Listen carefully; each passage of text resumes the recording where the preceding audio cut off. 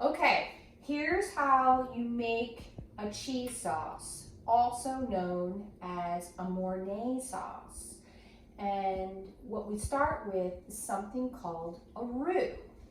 A roux is a mixture of flour and fat. And in this case, we're using butter. So, first things first, we put the butter in the pan and we are going to let it melt. And if we want to encourage it, we can, hello butter, it's going to quickly melt. It's a little feisty. And I've got this at like medium-low heat. And a roux is a really handy thing to know how to do because it acts as a thickener and it works in a number of sauces. So we're actually going from the roux, we'll make a bechamel sauce, which is essentially milk with a roux. And then we take it to the next level by adding the cheese, and that is called the Mornay sauce. Okay, so we're about melted. I'm adding my flour and stirring until it's mixed together. You see it comes together very quickly. And we don't need to cook this, we don't need to get it to be dark. Like if you're familiar with New Orleans cooking, some cooks would take this till it got like chocolate brown. We're not looking for that because we're making a milk sauce, right? So now we add our milk and our spices. So in this case, we've got dried mustard and some salt and cayenne and fresh nutmeg and black pepper. And with a large spoon, we're going to bring this up to, well, it's a little sloshy right now, so be careful.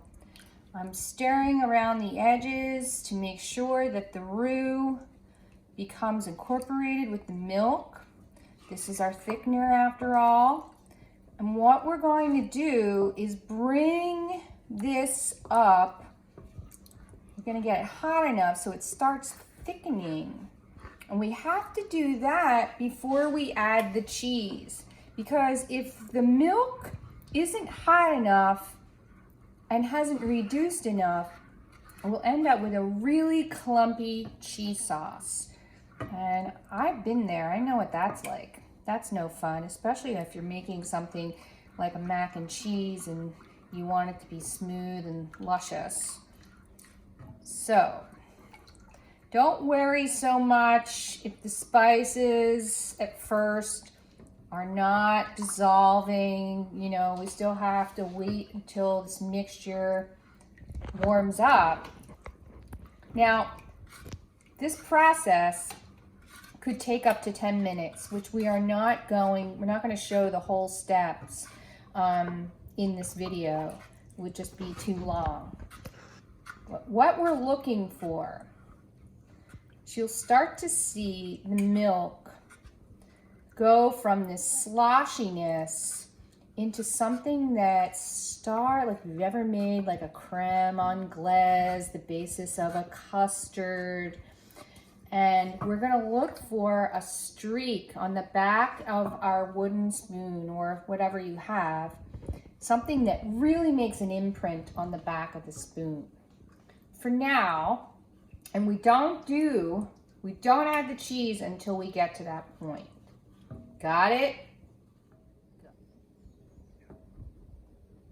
Okay, we are now at a place where we can add the cheese, and I want to show you one of the indicators.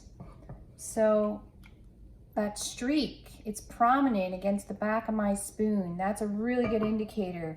The milk mixture does not slosh. It has some body, as you can see. And at this point, and the spices are as dissolved as they're going to get. These are all good things. I can see it thickening around the edges.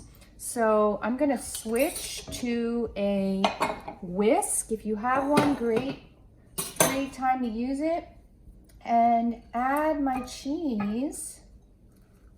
This is a combination of cheddar and sort of a Gruyere or Comte mix, something Swiss. If you don't want to use that, that's fine too. I just like to use a couple more cheeses, use more than one cheese just to give it interesting flavor.